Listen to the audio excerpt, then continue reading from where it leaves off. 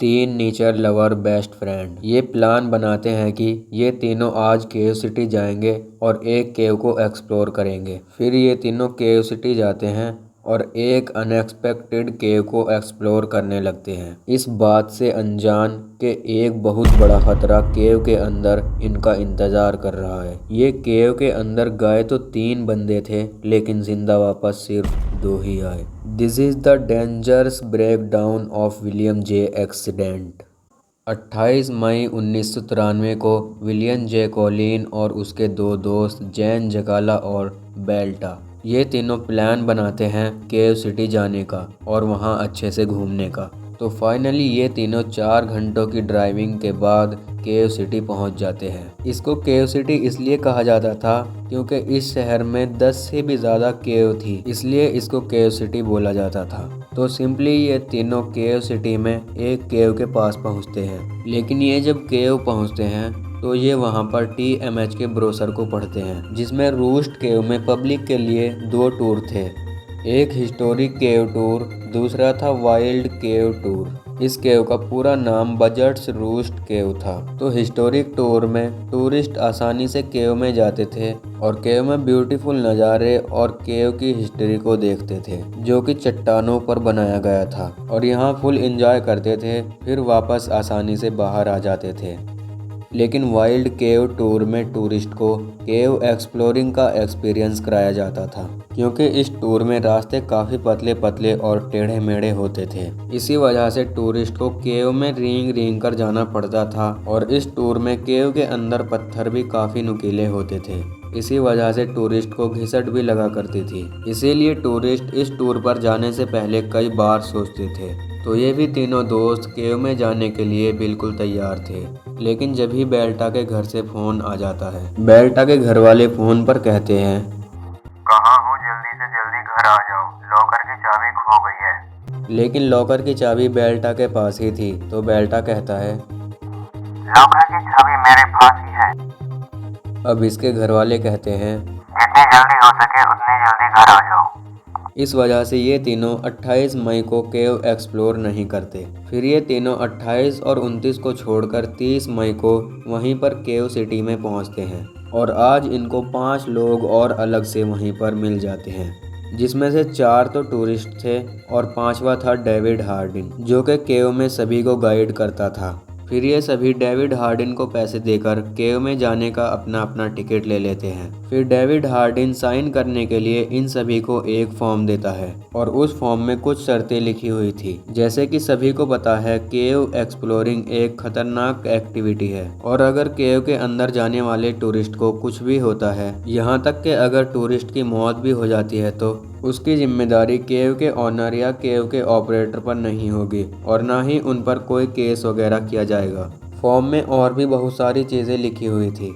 David Hardin सबको अलग अलग फॉर्म नहीं देता, बल्कि सभी लोगों से एक ही फॉर्म पर साइन करा लेता है। लेकिन जैन जकाला को केव एक्सप्लोरिंग नहीं करना था, तो जैन जकाला केव के बाहर ही रुक जाता है।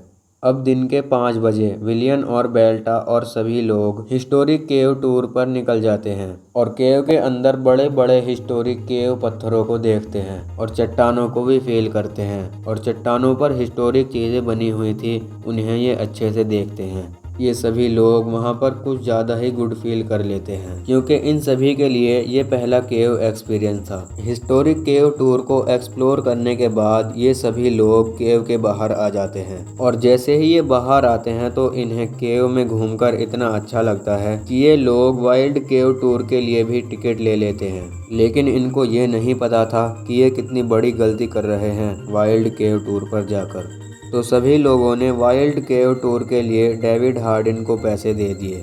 फिर दोबारा डेविड हार्डिन ने सभी को अलग अलग फॉर्म देकर सबसे साइन कराए। जब सब लोगों ने फॉर्म पर साइन कर दिए तो डेविड हार्डिन ने उन्हें 2 हैंडल वाला फ्लैश लाइट दिया और समझाया वो सब डेविड हार्डिन की बात मानेंगे और आपस में नेविगेट करके चलेंगे। सभी लोग 30 मई की शाम को ही वाइल्ड केव टूर के लिए निकल पड़ते हैं। इस केव के रास्ते इतने पतले थे कि सभी लोग रेंग रेंग कर जा रहे थे। सबसे आगे डेविड हार्डिन चल रहा था, जो कि इन सभी को गाइड कर रहा था। डेविड हार्डिन के पीछे 4 और टूरिस्ट और उनके पीछे बेल्टा और सबसे लास्ट में विलियन चल रहा था। विलियन के लिए सबसे बुरी बात तो ये थी कि वो इन सब लोगों में सबसे लंबा और हट्टा कट्टा इंसान था। 27 साल के विलियन की हाइट थी 6 फुट 2 इंच और वेट था 105 केजी, जिस वजह से इन पतले पतले रास्तों में चलना विलियन के लिए काफ़ी मुश्किल था। रास्ते पतले होने की वजह से इसको काफ़ी चोट भी लग रही थी,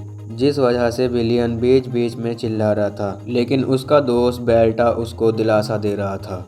फिर ये कुछ देर तक लगातार चलने के बाद ये केव के आधे रास्ते तक पहुंच जाते हैं, जहां पर उन्हें 30 फीट की लकड़ी की सीढ़ी मिलती है नीचे जाने के लिए। डेविड हार्डिन उन्हें बताता है कि उन्हें इसी सीढ़ी से नीचे जाना है और उनके पास कोई ब्लैंक गियर नहीं है, इसीलिए उन सभी को सावधानी से नीचे उतरना होगा। और फिर सभी लोग सावधानी से नीचे उतर जाते हैं। ये तो आसान सी सीढ़ी थी, लेकिन ये जो दूसरी वाली सीढ़ी थी ये इनके लिए वेरी डेंजर होने वाली थी, क्योंकि ये सीढ़ी पतले चट्टान वाले रास्ते पर लटकी हुई थी। इसी वजह से इस सीढ़ी के डंडे को पकड़े रहना काफी मुश्किल था। और इस सीढ़ी के बाद एक बिग हॉल था जहां जाकर टूर खत्म हो जाता है।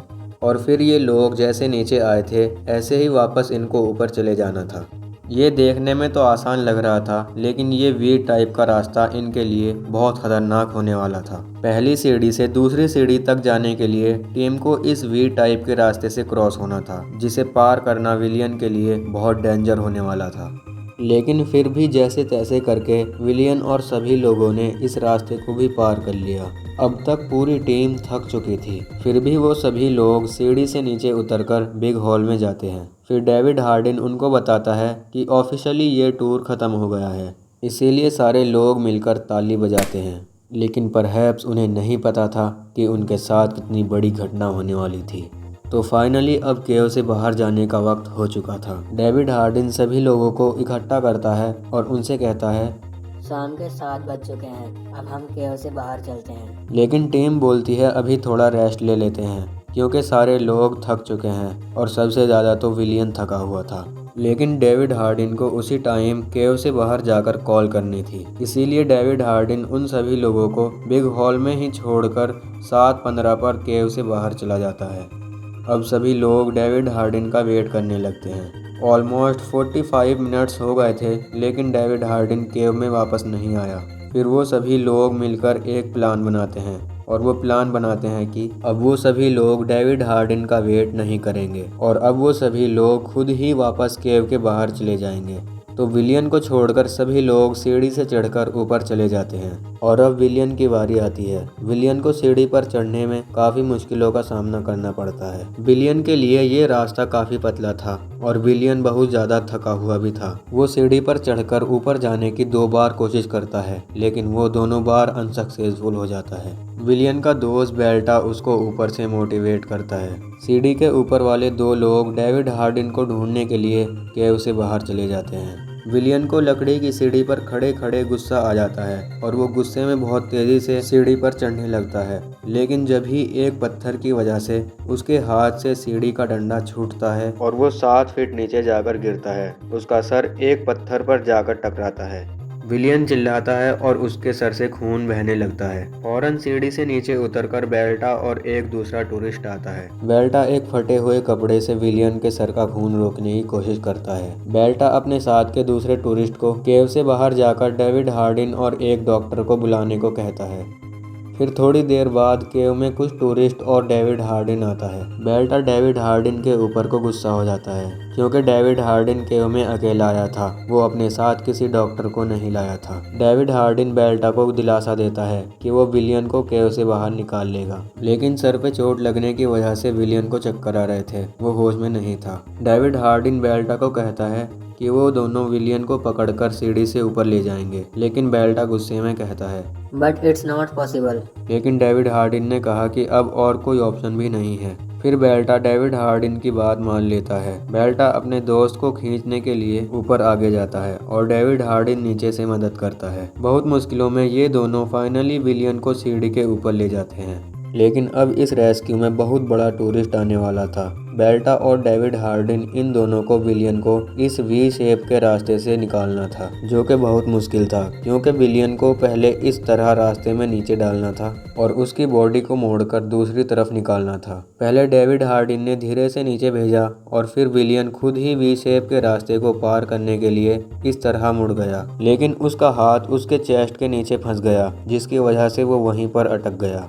और अब विलियन चिल्लाने लगा क्योंकि वो इस तरह से अटका हुआ था कि वो अब हिल भी नहीं सकता था और ऊपर से उसके सर में चोट लगने की वजह से सर में दर्द हो रहा था। विलियन की ऐसी हालत देखकर जल्द ही रेस्क्यू टीम से कांटेक्ट किया गया। केव सिटी की रेस्क्यू टीम रात में लगभग 10:30 बजे के करीब केव में पहुंची। इस बात का ध्यान रखा गया कि केव के बाहर ज़्यादा दहशत न फैले, लेकिन फिर भी केव के बाहर कुछ लोग इकट्ठा हो गए, जैसे कि 1925 में इसी तरह फ्लॉयड केव में फंसने की वजह से हुए थे। रात को 10:30 बजे ही विलियन को केव से बाहर निकालने का काम शुरू किया गया। कुछ डॉक्टरों ने विलियन के सर पे लगी चोट का इलाज किया और उसे ऑक्सीजन गैस से ऑक्सीजन दिया गया, लेकिन यहाँ सिचुएशन और ख़राब हो गई थी। विलियन रास्ते में इस तरह अटक जाने की वजह से उसके पीछे डेविड हार्डिन फंस गया। इसका मतलब था कि विलियन को जल्दी से जल्दी निकालना ही पड़ेगा।